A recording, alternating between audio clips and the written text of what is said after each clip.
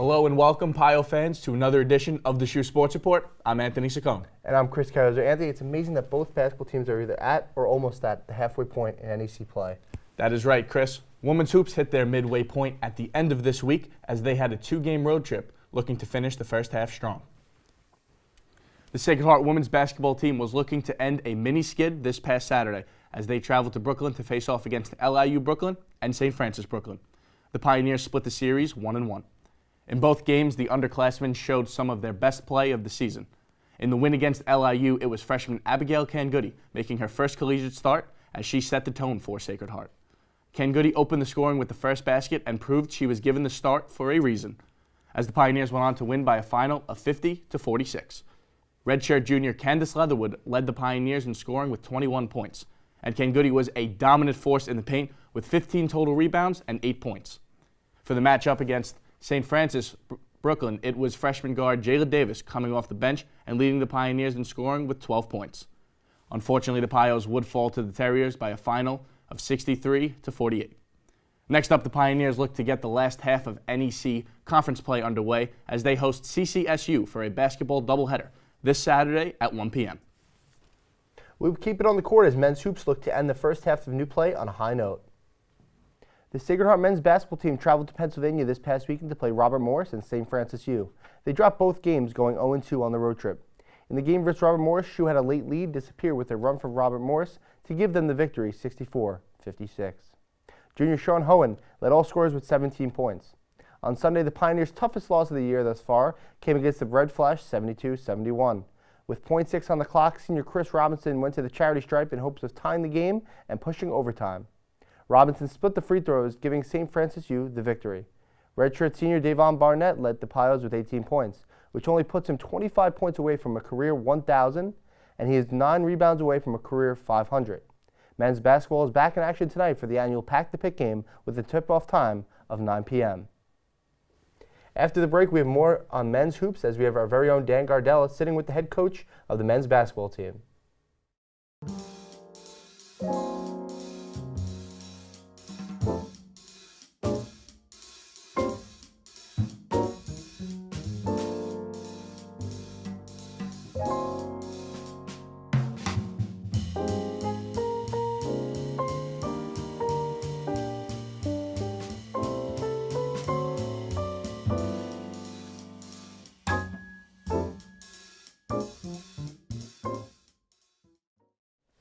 Welcome back, Pios fans. I'm Dan Gardella, and I'm here with the men's head basketball coach, Anthony Latina. Coach, thanks for coming down today. Thanks for having me. We'll start right off with conference plays. Tonight's game technically marks the halfway point of your NEC season.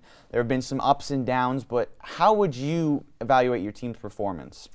Well, you know, we've been very competitive. We've lost a lot of close games, partially because we're not a great free throw shooting team, and that's hurt us in a lot of these games. But you know, I'm proud of our guys. We had a great group of guys that are fighting, and we've been consistent. We've just been falling a little short in every game. So hopefully, in the second half of the conference play, we can, you know, kind of reverse that and start winning some of those close games. So, you know, we've been in every game with about 4 to 5 minutes to go, and we just got to figure out a way to finish these things a little bit better. And you said you were in those close games. What are some things that you guys need to change to kind of turn around your season in the second half of Northeast Conference slate? Well, I think our two biggest areas of weakness is we miss a lot of free throws. We're not a very good free throw shooting team, which comes into play in close games, and we have not shot the ball consistently from 3 at all.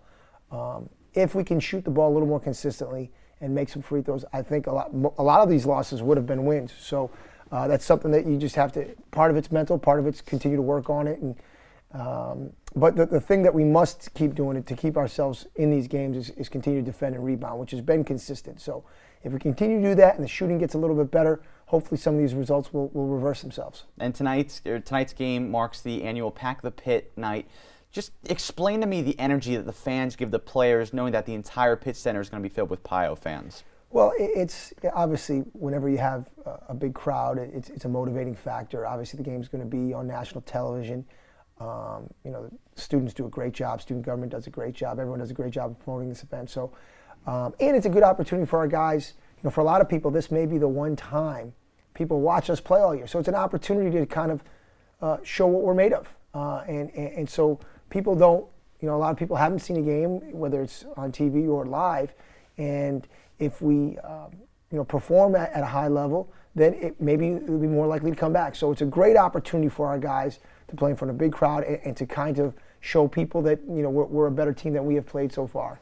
And tonight's game will also be broadcasted on ESPNU. How excited do your players get knowing that they are representing Sacred Heart University to a nationally televised audience? Well, I think very excited, and I know I'm very excited to get the opportunity to really promote our program, promote our university, which is an awesome place, and hopefully we can show the country. And for like I told our players, this will maybe be the only time a lot of people in the country will watch you play. So you get an opportunity to really show people what we're made of, and hopefully that will kind of catapult us into the second half of the season.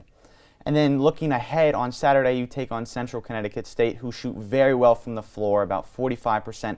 How do you go about defending 4 players who average double figures? Well, they're a very good offensive team.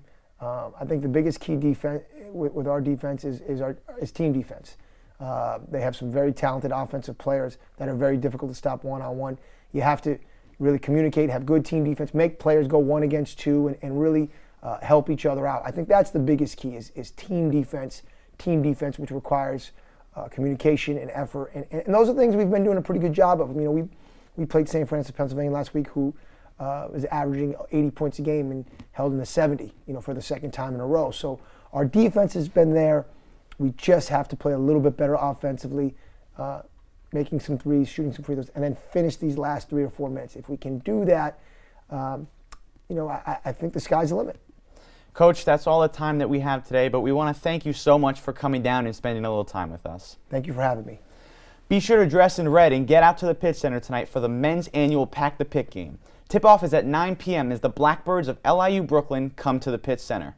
For more on Sacred Heart sports action, we have our Ryan Toohey standing by with this week's Update Corner. Ryan?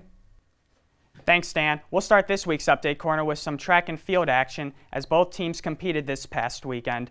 The women's team traveled to Boston University on Friday to compete in the John Thomas Terrier Women's Invitational. Graduate student Hannah Chamblin made history by running the fastest time in the 800-meter event for a Pioneer at 2 minutes 12.67 seconds. This breaks a 15-year-old record set by Sarah Tasber at the New England Invitational in 2003. Senior Lindsay Lucas and junior Emma Carey both had PRs in the 5,000. Lucas finished with a time of 17 minutes 23.34 seconds, and Carey got under 18 minutes, finishing 17 minutes 53.55 seconds. Graduate student Aquaduso Ezen Valimba finished first out of 47 competitors in the weight throw, winning with a mark of 17.97 meters. Right behind her was teammate senior and captain Jenna Rothermel, who had a mark of 16.88 meters. The women's team's next meet is this Friday, February 2nd, at the 14th annual Yale University Giegengack Invite at Coates College in New Haven. The men's track and field team competed the next day in the John Thomas Terrier Men's Invite. Senior Trevor Guerrera made his season debut and didn't waste any time making an impact. In the 800-meter event, Guerrera smashed a school record and blew away the competition, winning in 1 minute and 48.41 seconds, which is 6th overall in the NCAA D1 competition for this year. Sophomore Nick Pandolfo made his debut in the event and finished with a PR of 1 minute and 56.76 seconds. Other noteworthy performances included sophomore Andrew Travins tying his PR in the pole vault competition, clearing in 13 and 3.5 feet. Senior Brendan Tumasi Ankara had a PR in the 400, finishing in 51.02 seconds. The men will also join the women at the 14th annual Yale Giegengack Invite in New Haven on Friday. Now moving from the track to the water, the swimming and diving team traveled down to the New Jersey Institute of Technology in Newark, New Jersey this past weekend for a dual meet against Monmouth University. The trip was a success for the Pios as they defeated Monmouth 152-115 and improving their dual matchup record this year to 6-7. The Pioneers had 2 double winners. Sophomore Nicole Rudis won the 100 backstroke and butterfly events, while freshman Margaret Flaherty won the 200 and 500 freestyles. Additionally, Sacred Heart won in the 400 medley relay as senior Anna Brown, sophomores Julia Pusateri and Kim Highland, and freshman Fiona Maxwell swam for a combined time of 4 minutes and 13.52 seconds. Junior Nicole Pergolotti also won the 3-meter board in the diving event with an event best of 168.90 points. The Pioneers also dominated the 200-meter backstroke, sweeping spots 1, 2, and 3 with Highland leading the way at 2 minutes and 16.43 seconds. Sophomore Lawrence Summers also continued her successful season by capturing an individual win in the 100 freestyle, finishing in 53.03 seconds. The swimming and diving team will wrap up its dual meet season this Saturday, February 3rd at St. Francis, Brooklyn. That's all we have for this week's Update Corner. I'm Ryan Toohey. Stick around because there is more of the SHU Sports Report right after the break.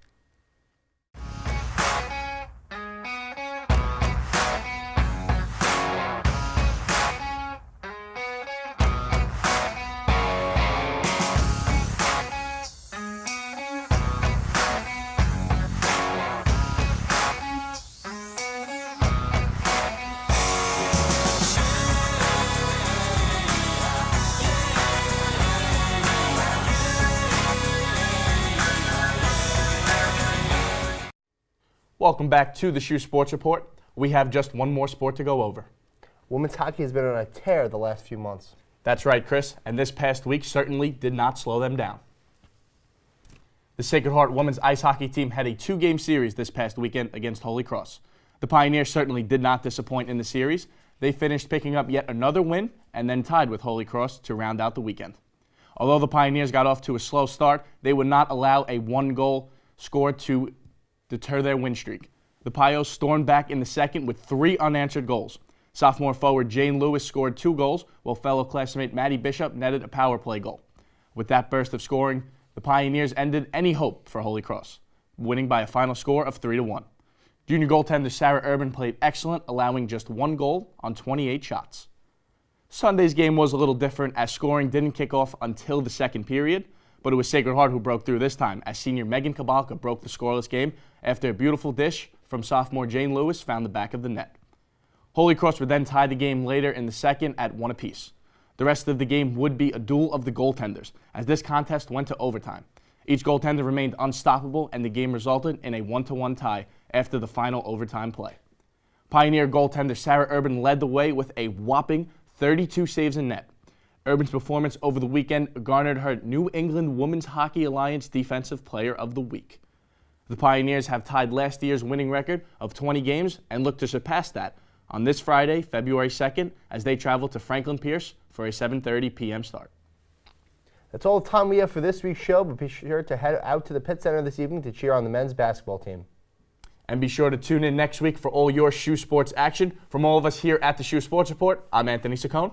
And I'm Chris Caiozzo. Thanks for watching.